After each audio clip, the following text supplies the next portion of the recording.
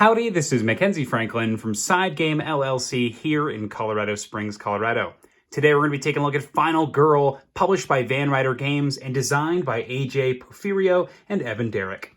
Now that being said, Final Girl is a very interesting system of a game where you're going to need this core box, and we'll go ahead and talk about how this is organized, but you're also going to have all of these different mission packs, and these mission packs are going to be scenarios that are not only going to contain different places that you're going to be fighting, like the Carnival of Blood, but they're also going to be containing different villains that you'll be fighting. So for example, Geppetto here. So each of these is going to be integral. You'll need the boxes for each of these because they actually are the board themselves, and we'll kind of see that as we continue this video.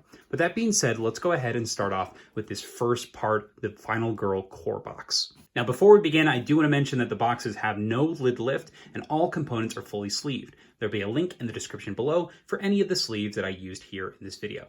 Now, that being said, I also have removed the game board from the box here in order to fit in the campaign log and scenario log. But the reason that this is removed is because we actually are using the playmat here. So the playmat has the board printed on it, and we do use a monster playmat tube to store them, but these are going to be for the player area as well as the enemy area. We have one mat for each. So if you are using the playmat, you are not going to need the game board. So first off, we go ahead and unclasp that magnetic clasp, and inside you're going to see we have the lore and scenario book, as well as the rule book. Now in this rule book, you can put all of your additional tiny rules that are going to come in those secret packs, as well as just the additional items for the characters. This will tell you how you can guarantee that you get that specific character's items. So all of those are just going to go in here, but you really only need one because they all say pretty much the same thing.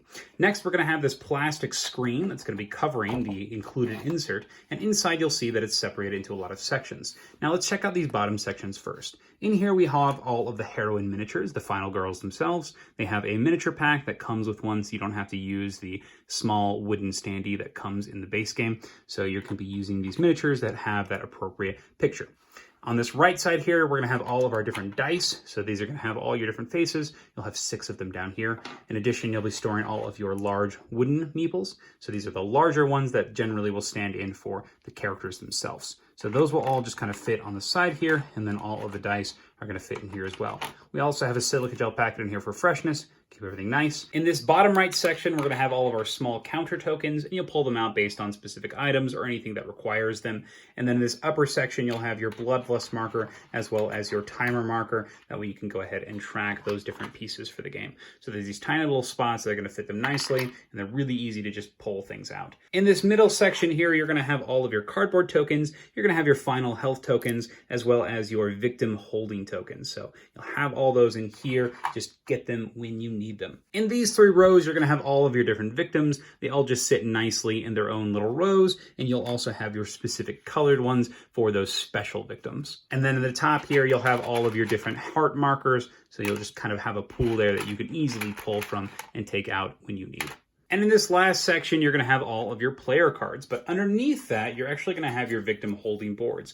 Now, the reason these are under there is in order to raise the surface of your cards, because if you just put the cards straight in, it's going to bend all of your corners here because the insert here is a bit tight. So if you do have these in here, then you're going to avoid that problem and your sleeves are going to stay intact. So that's extremely nice. Now let's take a look at these different cards. First off, we have all of the different action cards that you're going to be using for each game. So those are going to go on the bottom. And then up next, you're going to have all of your different characters to pick from. So these characters all come with their matching item. So you kind of just stack them like so, and then you'll have them with their advanced sides as well as their basic sides. So you'll have all of the different characters from all of the different sets because you can use them interchangeably. So just kind of put them in here. And that's everything in this main box. Let's go ahead and pack it up. As you can see, everything pretty much stays in there. You're only going to take out the pieces you need. So all you got to do is simply put the plastic cover back on, put those rule books and then that lore and scenario book on top, and then close that magnetic clasp.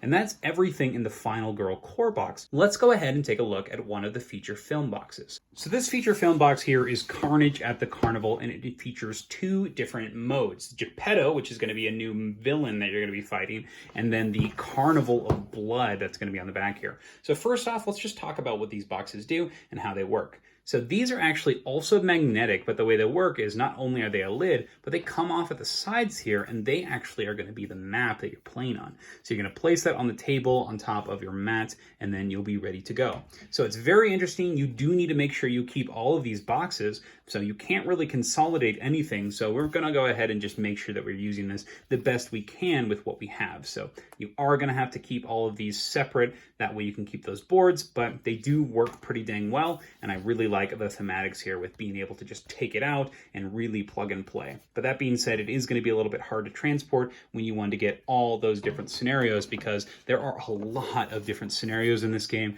and that means it's going to be a bear if you're trying to bring all that replayability with you, or just different scenarios. So lots of different things to choose from here, so you're not going to really be able to feasibly put them all into one box. But the big consolidation comes from putting those final girls into that core box and then bringing out the separate missions.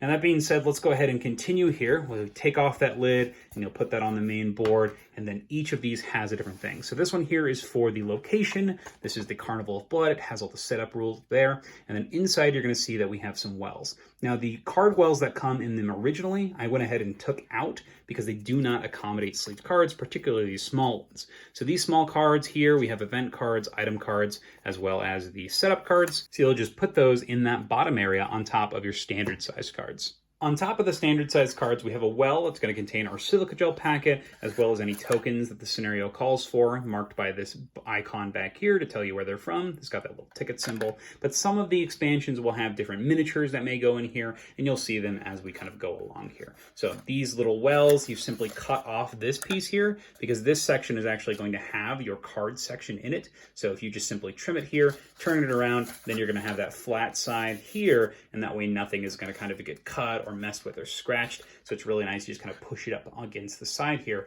and everything will stay put. And lastly, we have our standard sized cards. We're going to go ahead and just make sure that they all fit the same brand of sleeves, but these are going to be terror cards as well as any references for the specific scenario.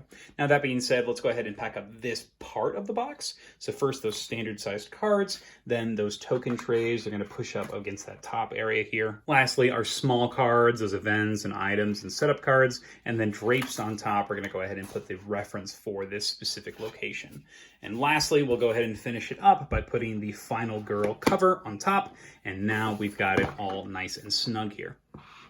Now that we've gone ahead and taken a look at one of the locations, let's flip it over and take a look at the Geppetto side. So this is the monster or the character that you're going to be fighting against. So very similarly, you're going to go ahead and unlatch that area, and this is going to be the board for the monster. So there's Geppetto here. You've got space to put his different tracks and markers, and that's just going to go into the center of the table next to the map that you decide to play on. We then have our rules reference for Geppetto himself, and any of his additional tokens will be explained here.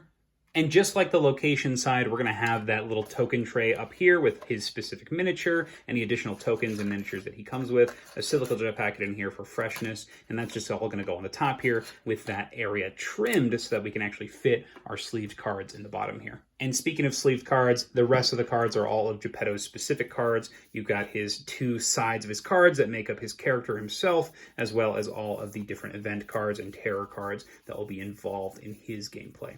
So, and in any other references. So you'll kind of follow this pattern for all of the different creatures, putting in the standard size sleeves, making sure that you're cutting the section up here so that way you can fit your sleeved cards, and then draping that rulebook on top, but maintaining everything in its section. That way it does fit thematically with this class, and it fits well and is well organized. So you are going to have just lots and lots of stacks of these Final Girl boxes, but they are going to contain all of the boards and be in a pretty generally organized fashion. Now, when you do end up stacking all of these together, they are going to have a really nice aesthetic to them. You'll have the core box here, and then all of your feature film packs. They are going to look something like a VHS tape when you're all done, and I think they have a really nice aesthetic to them. So really cool. I like the way that these are put together, but definitely not the most space conscious. Another expansion I wanted to talk about was the small Vignette expansion, Terror from Above. Now this is going to come in a small little box, and when sleeved, it's not going to fit back in there. So we've gone ahead and used a burger token box here. It's a perfect fit container that's going to contain your sleeved cards, and these are going to contain the rules as well as the tokens that are needed for the scenario. It also comes with one additional Final Girl, and you can go ahead and store her in the core box. And the last piece of content is the Danger, Proceed with Caution special gift that the Kickstarter backers received.